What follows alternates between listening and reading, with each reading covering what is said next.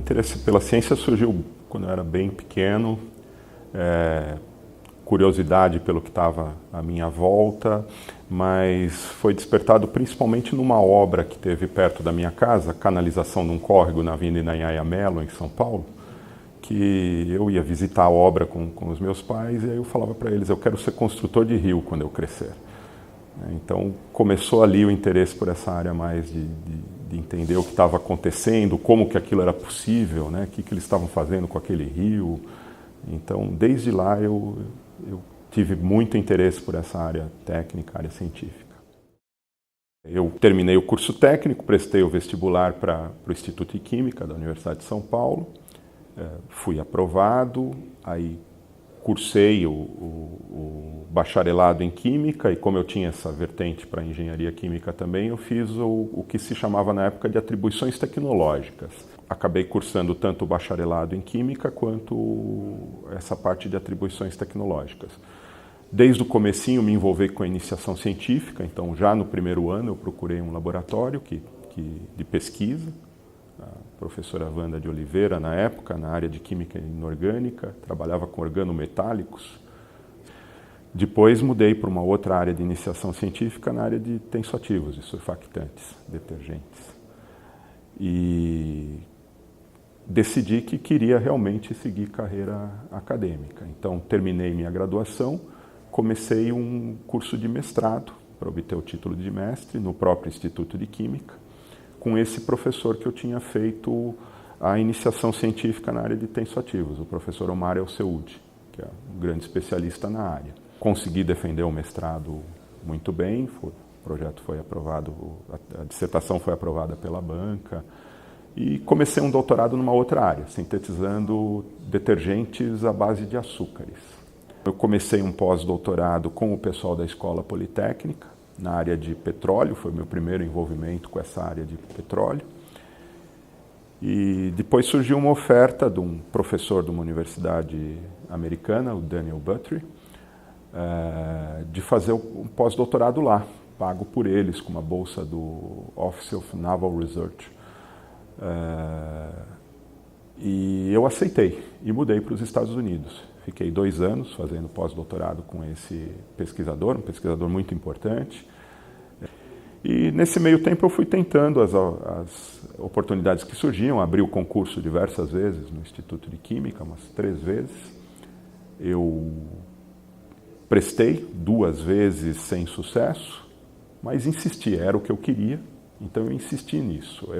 Num deles eu fiquei em 2º lugar, no outro tive uma posição um pouquinho pior, mas falei, não, eu não vou desistir.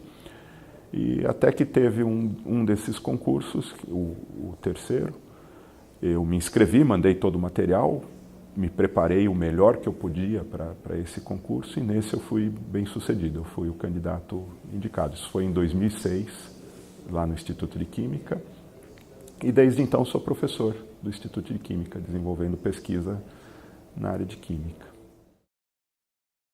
Eu trabalho na área de Química Verde. Química Verde é o uso dos diversos conhecimentos das diversas áreas da química para conseguir um uso mais sustentável da química. Produtos baseados em materiais renováveis, otimizar o uso de energia, reduzir produção de resíduos, enfim, é fazer a química de uma maneira menos agressiva para o meio ambiente.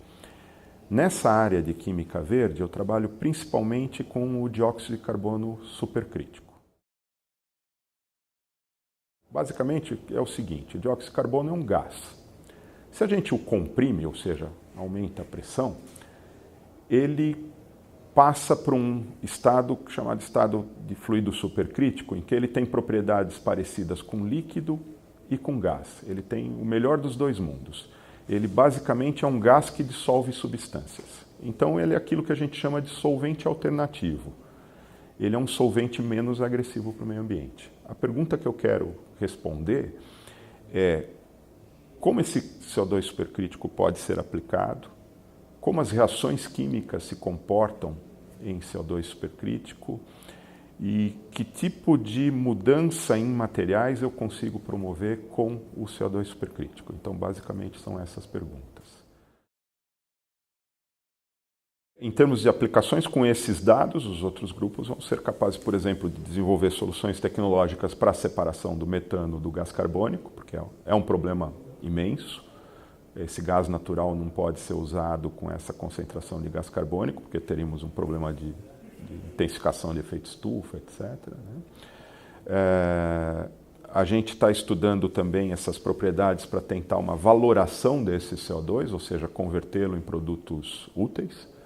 Então não é só se livrar do gás carbônico, depositar em algum lugar, mas tentar converter em outros produtos químicos que tenham interesse. E é fundamental entender o sistema para poder fazer isso. A ciência é importante porque permite a gente entender o mundo em que a gente vive. Então, basicamente, se você quiser entender onde você está, como isso tudo funciona, como a gente consegue melhorar a nossa vida, isso é tudo fundamentado na ciência. A gente imaginar hoje, sociedade moderna, sem vacinas, sem antibióticos, sem os combustíveis modernos, sem os materiais modernos, a gente, provavelmente, uma boa parte de nós nem estaria aqui. Né? Júlio Verne, eu leio desde pequeno, então foi uma grande influência.